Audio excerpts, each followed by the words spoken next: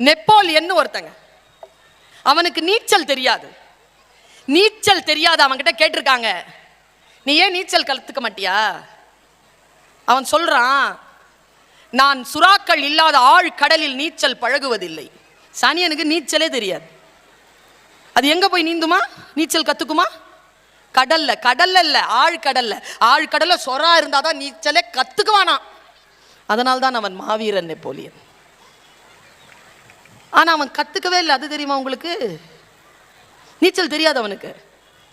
நான் இங்க வியந்து அவனை பார்க்குறேங்க. நான் அவனை ஒரு சிலபஸாக சொல்கிறேன். நான் சொன்னதில்லை, இந்த கம்பேரிசனில் நான் சொன்னதில்லை. ஒரு நாள் நான் பாரிஸ் மாநகரத்துக்கு கம்பன் கழகத்துக்கு போகிறேன். கூட்டிகிட்டு போனாங்க. இப்படி இருக்குது படிக்கட்டு. ஏறி போனால் கீழே அப்படியே ஒரு ரவுண்டாக இருக்குது. அதில் ஒரு பியானோ மாதிரி வச்சுருக்கு. அவனுடைய சாம்பலை பியானோ மாதிரி வச்சுருக்கு. இதுதான் எங்கள் நெப்போலியனுடைய டூம், பார்த்துக்கோங்க அப்படின்னு கீழே எட்டி பார்த்தோம். அப்புறம் அந்த பக்கமாக போய் கீழே இறக்கி போனால் கீழே இருக்குது. அப்படியே வெளியில் கூப்பிட்டு வந்தாங்க. என் கார் நிற்குது. நான் சொன்னேன், ஏன் இவ்வளோ படிக்கட்டி ஏற வச்சு அப்புறமா கீழே வந்து கூட்டிகிட்டு வந்தா? இந்த பக்கமே கேட் இருக்குல்ல, போகலாம்ல. சொன்னான் பாருங்க பதில், நீங்கள் முதலாக எங்கள் பேரரசன் நெப்போலியனை பார்க்க வருகிறீர்கள். சமதளத்தில் உங்களை பார்ப்பதற்கு எங்கள் அரசு அனுமதிக்காது. நீங்கள் மேலிருந்து கீழே தலை தாழ்த்தி தான் அவனை பார்க்க வேண்டும். அதனால் தான் அப்படி ஒரு ஏற்பாடு. பார்க்கும்போது தலை வணங்கி பார்க்குற மாதிரி ஏற்பாடு பண்ணி வச்சிருக்காங்க. அவன் இறந்தது எங்கேயோ, அவனுடைய அஸ்தியை கொண்டு வந்து சீன் நதி கரையில் வைத்திருக்கிறார்கள். அவன் எப்படி செத்தான் தெரியுமா? அவன் பகைவர்களால் தோல்வியடைய வைத்துதான் சாகடிக்கப்பட்டான். அவன் பகைவர்களால் தான் கொல்லப்பட்டான். ஆனால் அதற்கு முன்னால் வரலாறு எழுதுகின்றவர்கள் எழுதுகிறார்கள், அவன் குதிரை ஓட்டிக்கிட்டே வரும்போது முன்னால் ஒரு டனல் வந்திருக்குங்க.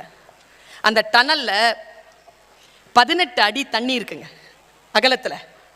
இவன் குதிரை ஓடிக்கிட்டே வந்திருக்கான். இவனுக்கு நீச்சல் தெரியாது. அவன் முடிவு பண்ணிட்டாங்க, செத்தாலும் பகைவர்கள் கையால் வீர மரணம் அடைவேனே தவிர எனக்கு தெரியாது என்கின்ற காரணத்தினால், நீச்சல் தெரியாது என்ற காரணத்தினால் தண்ணீரில் சாக மாட்டேன்னு முடிவு செஞ்சானாங்க. அவன் அந்த குதிரையில போயிட்டு இருந்தவன் அப்படியே போறான். அவனுடைய பகைவர்கள் எழுதி வைத்திருக்கிறார்கள்.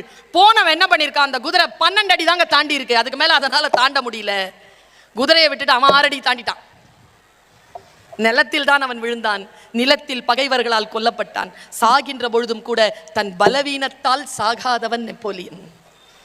தனக்கு எது தெரியாதோ அதில் தான் செத்துவிடக் கூடாது என்பதற்காக, தன் பலவீனத்தால் நான் சாகக்கூடாது என்பதாக நின்றான் நெப்போலியன். நான் இப்படியே எப்பிக்கு வர ராவண, அவன் பலவீனம் காமம்.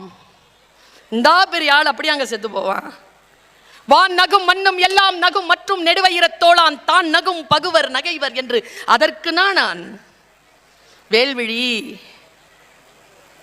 மெல்லிதழ் ஜானகி வந்த மிதிலை வந்த ஜானகி நகுவள் என்றே நாணத்தால் சாம்பினான். தோத்து நின்னவன் இந்த உலகமெல்லாம் சிரிக்குமேங்கிறதுனால வெக்கப்படலையா, ஜானகி சிரிச்சிருவாளேன்னு வெக்கப்பட்டான்னு எழுதினான் கம்பன்.